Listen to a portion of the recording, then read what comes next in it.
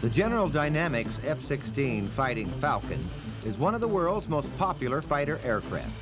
It has earned its wings both in the Cold War and more recent hot ones. It has been in combat during Desert Storm and in the skies over Bosnia.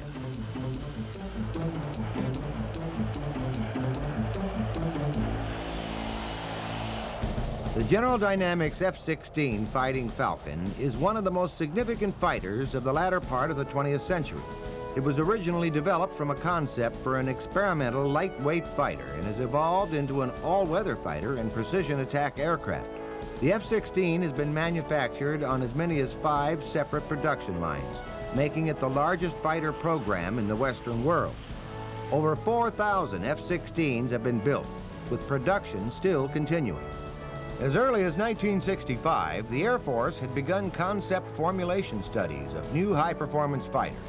These included the FX, a heavy interceptor air superiority fighter, and the lightweight advanced day fighter, ADF.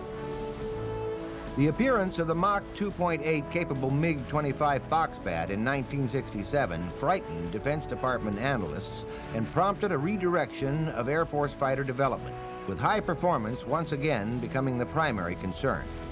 The FX concept was eventually to emerge as the McDonnell Douglas F-15 Eagle, a twin-engine fighter with advanced avionics and long-range missiles. Ultimately, the General Dynamics Company would develop and build a prototype ADF. It would be the F-16. The pilot's view from the cockpit of the F-16 is superlative and is unmatched by just about any other fighter aircraft. The pilot sits underneath a clamshell-type canopy whose forward and center sections are made of a single piece of polycarbonate. The ship's control system is fly-by-wire, with computers making constant adjustments in the ship's trim, leaving the pilot free to concentrate on flying and maneuvering in a dogfight, like this pilot is engaged in.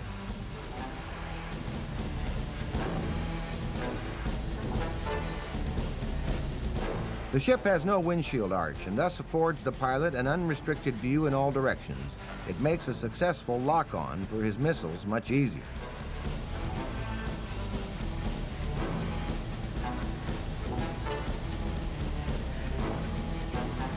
The heads-up display, or HUD, is designed to allow the pilot to keep his opponent in view at all times while checking out his instrumentation. When he has a positive lock, he will hear a loud beeping in his helmet headphones and a light will flash on the HUD. Visibility from the cockpit covers a full 360 degrees in the horizontal and from 15 degrees down over the nose through the vertical and back to directly behind.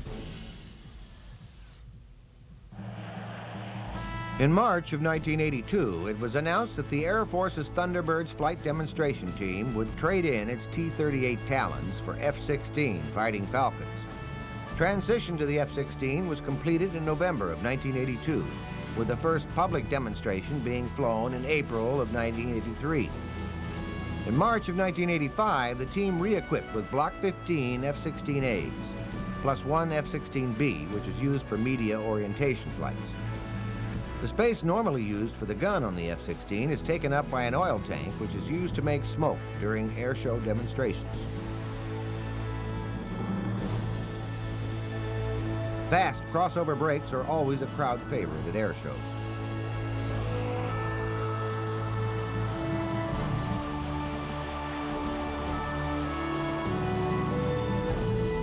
The Air Force's Thunderbirds are a big asset in its recruitment efforts. Who can resist thinking about being in the cockpit of one of these frontline fighters while watching a Thunderbird demonstration? Only the very best of the best pilots are chosen for this duty. A tightly performed 5-point hesitation roll is an exercise in precision, an appreciation of which is even more apparent in a group formation roll. The wingtip to wingtip separation here is no more than a few feet at all times. This takes immense concentration on the part of the pilots involved. It is said that they expend a full day's mental energy in the space of 1 hour during the show.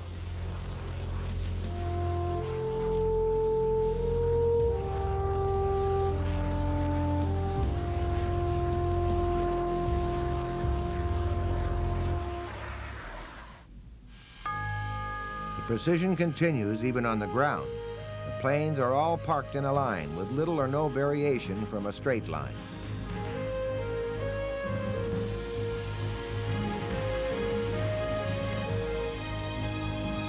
Maintenance and spit and polish are always orders of the day for the Thunderbird demonstration team. The crews performing this work are also the best trained the Air Force can field. All are drawn from crack units. All the pilots and their maintenance crews have a strong attachment to their individual planes. The crews feel especially proprietary. The planes are theirs, and they just occasionally lend them to the pilots. It's a fiction the pilots are happy to go along with, because no one appreciates the maintenance crew more than the pilot it serves.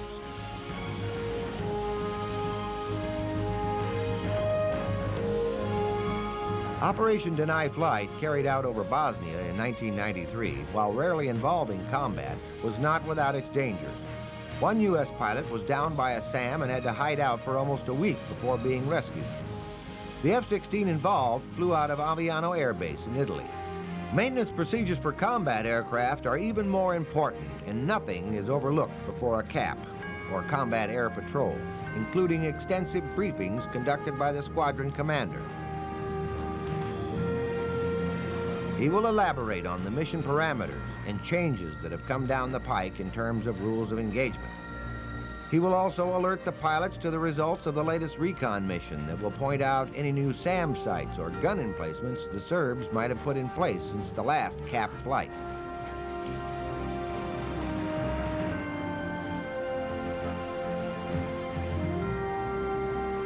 Out on the flight line, an F-16 pilot will also do an extensive walk-around of his airplane. Not because he doesn't trust his maintenance or ordnance people, but simply because he is the one who is ultimately responsible for the mission and has the most to lose if it goes awry.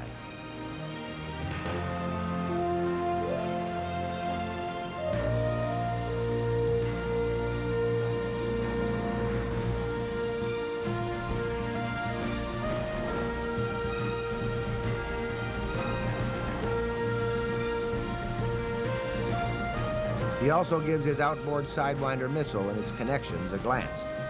This is his primary air-to-air short-range missile, but he won't use it unless confronted by another fighter in the skies over Bosnia. On February 18, 1994, two Air Force F-16Cs shot down 4 Serbian Galeb fighters over Bosnia-Herzegovina. This was the first offensive action ever performed by NATO warplanes.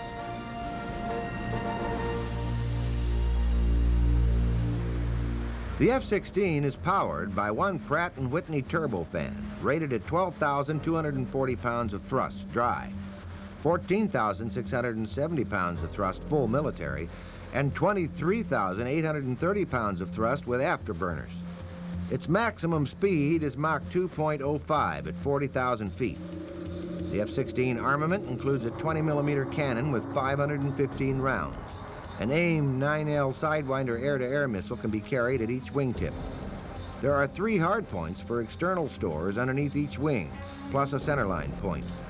In the long-range intercept role, the aircraft can carry an AIM-7 Sparrow or AIM-120A AMRAAM on each outboard underwing station. A 300 U.S. gallon drop tank can be carried on the centerline station, and a slightly larger one can be carried on each inboard underwing pylon.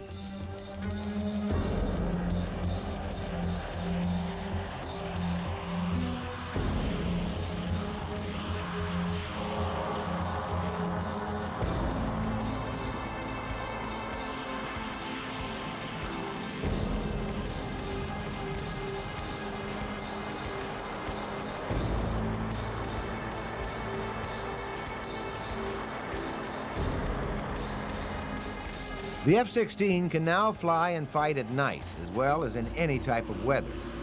The ship is just about the lightest in the U.S. arsenal in terms of weight. With afterburners on, the ship's engine puts out awesome power. G-force buildup on many maneuvers is almost more than the human pilot can stand. It's the main reason he sits at a 30-degree incline in his cockpit. It was found that this angle offers the best practical means of distributing G-forces over the pilot's body and will help him stay conscious and in control during high-speed maneuvers. During the early design development of the F-16, General Dynamics had considered both single and twin vertical tails. Wind tunnel tests had shown that vortices produced by the four-body strake generally improved directional stability, but that certain strake shapes actually reduced stability at high angles of attack when twin tails were used. It was concluded that a twin-tail format would result in significantly greater development risks, and that a single vertical tail would give satisfactory results provided that it was sufficiently tall.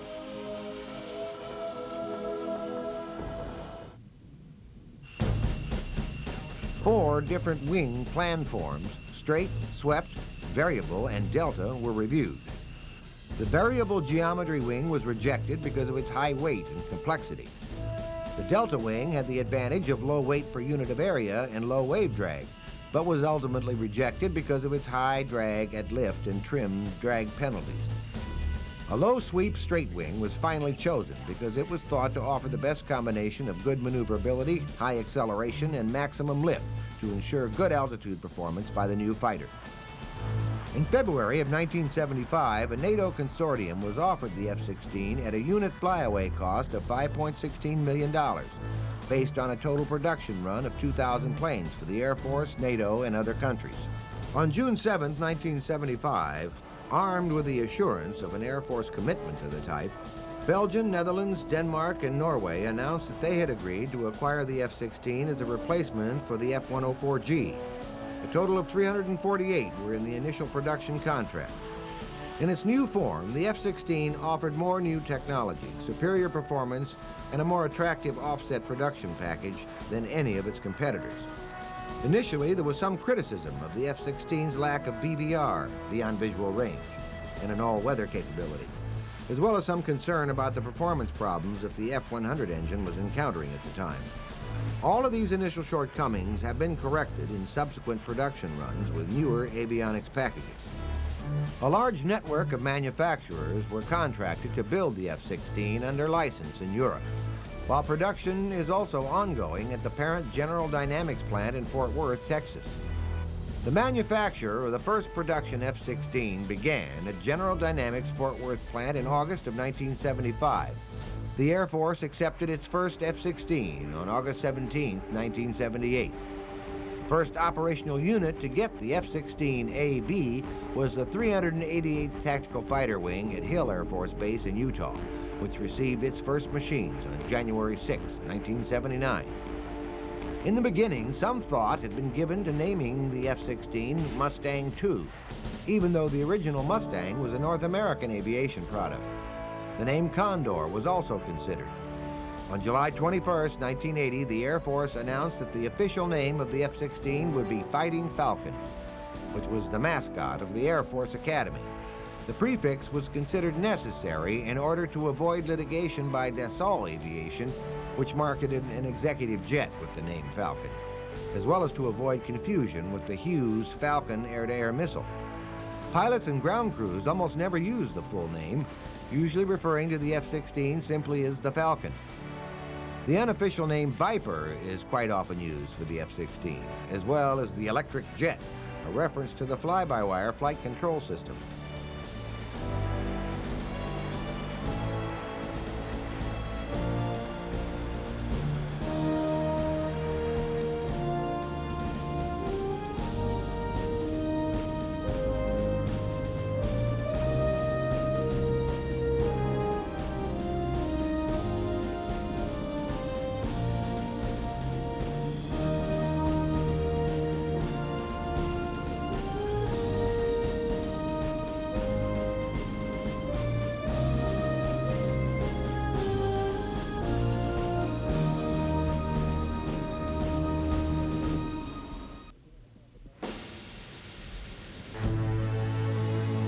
Aviano Air Base is one of the principal NATO air bases in the region of the Adriatic Sea.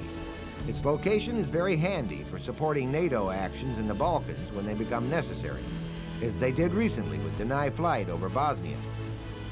If the situation in Kosovo is not resolved soon by negotiation, Aviano's F-16s will be tasked once again with airstrikes on the Serbs.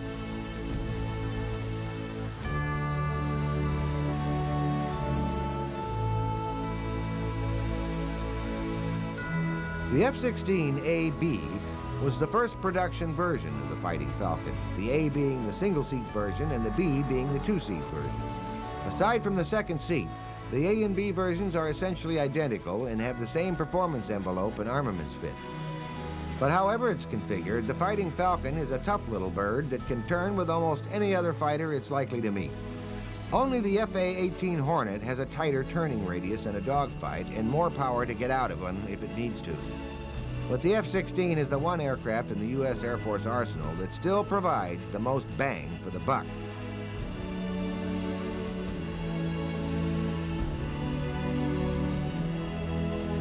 This ship is the F-16D version, the latest two-seater to come online. Its twin, the single-seat C version, are identical in all other respects. Both have the latest avionics packages and were first introduced in 1984. They are the versions that answered all the earlier NATO complaints about lacking all-weather capabilities in a BVR system. The new BVR, or Beyond Visual Range system, fires the AIM-7 Sparrow, and now the later developed AIM-120 AMRAAM. The earlier deficiencies of the AB versions had been particularly obvious in operations over Europe, where the weather is generally bad much of the time.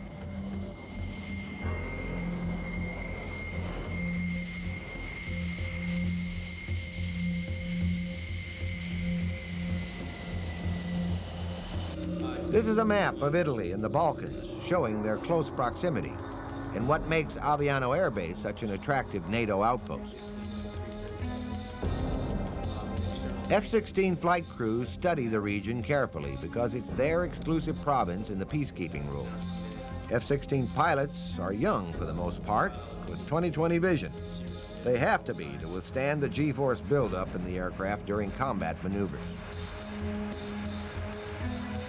The Falcon, of course, is air refuelable, as is most of the Air Force fleet these days. It allows for a continuous cap mounted over the no-fly regions of Bosnia and now Iraq in the Middle East following Operation Desert Storm.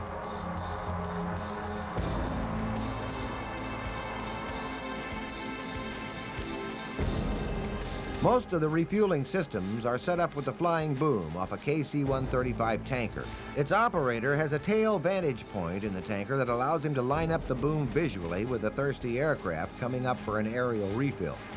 It's a delicate operation, requiring skill and good hand and eye coordination on the part of the men in both airplanes.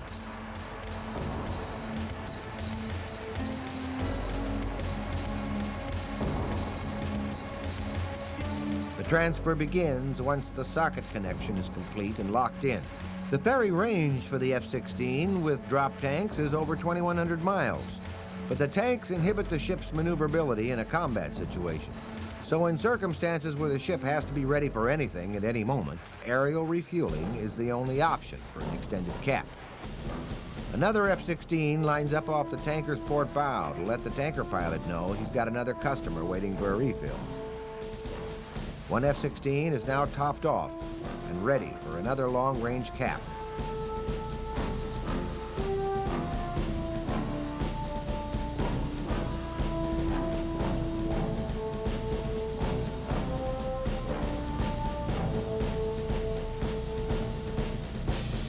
And his wingman will now take his place and tap into the tanker's fuel supply. The F-16 pilot sits on a McDonnell Douglas ACES II, advanced concept ejection seat, rocket-powered, and equipped with a vectored thrust pitch control system.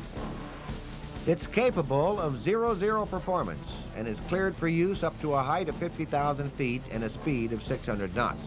There is some debate over how much the seat's 30-degree incline actually does protect the pilot from G-force. It certainly makes it more difficult for him to turn his head to check the 6.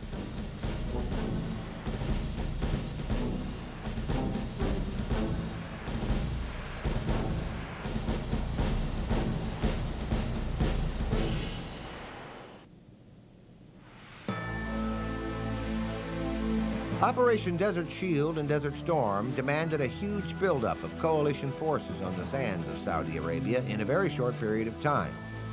Iraq, under its dictator Saddam Hussein, had invaded Kuwait and ignored the United Nations ultimatum to vacate forthwith or pay the price. The coalition was about to hand him a hefty bill.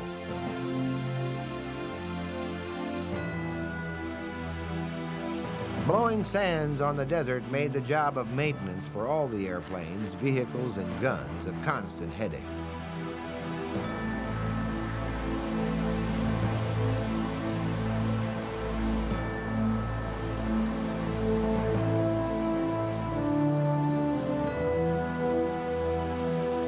Visibility on the ground and up to 1,000 feet was sometimes difficult, but it was tough to keep the grit and dust out of delicate mechanisms in the face of a sandstorm.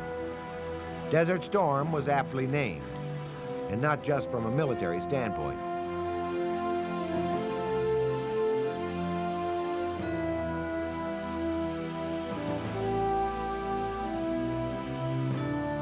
The F-16 was the most ubiquitous aircraft of Desert Storm, with many of the participating NATO countries flying it. Most of the time, it was used in the ground attack mode, especially since Iraq's Air Force hightailed it out of the country to Iran. Saddam knew his small Air Force was outmatched, and he was going to spare as many of his planes from destruction as he could. What he had not thought about was Iran's decision to confiscate all of them. Iran and Iraq had just finished a bitter, decade-long war over control of the Shat al-Ab waterway, with both sides exhausted and neither the winner. It was just one in a long line of dumb decisions made by the Iraqi leader throughout the conflict, beginning with his original invasion of Kuwait.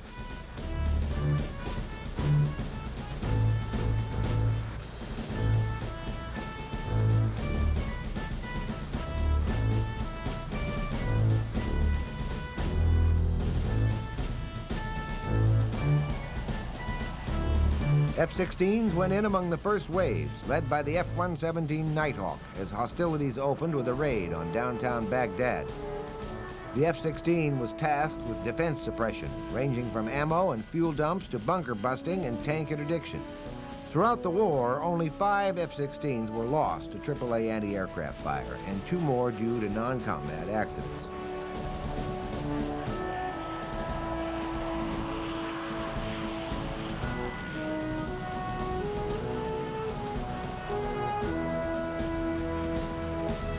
F-16 Cs and Ds were armed with Mk-84s, 2,000-pound radar-fused bomb, as well as 20-millimeter cannon. Often pulling off a target after bomb release, the pilots would spray the area with explosive cannon fire. The Mk-84s were set to explode about 15 feet off the ground, spraying fragments of steel in all directions. It proved effective not only for SAM sites, but troop concentrations as well. Here, a SAM site is targeted.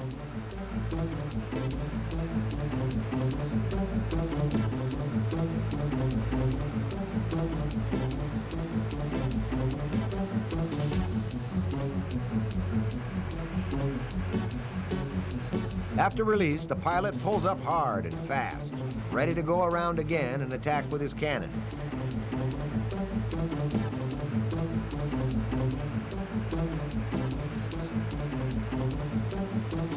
In the beginning, the F-16s dropped from high altitude, where they had a better chance to track incoming SAMs.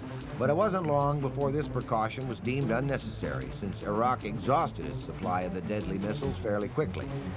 A lot of them were wasted in masked, futile attacks at the start of the conflict. The F-16s were able to avoid these en masse attacks, but the pilots had some hairy moments as they watched the missiles' comm trails all around them.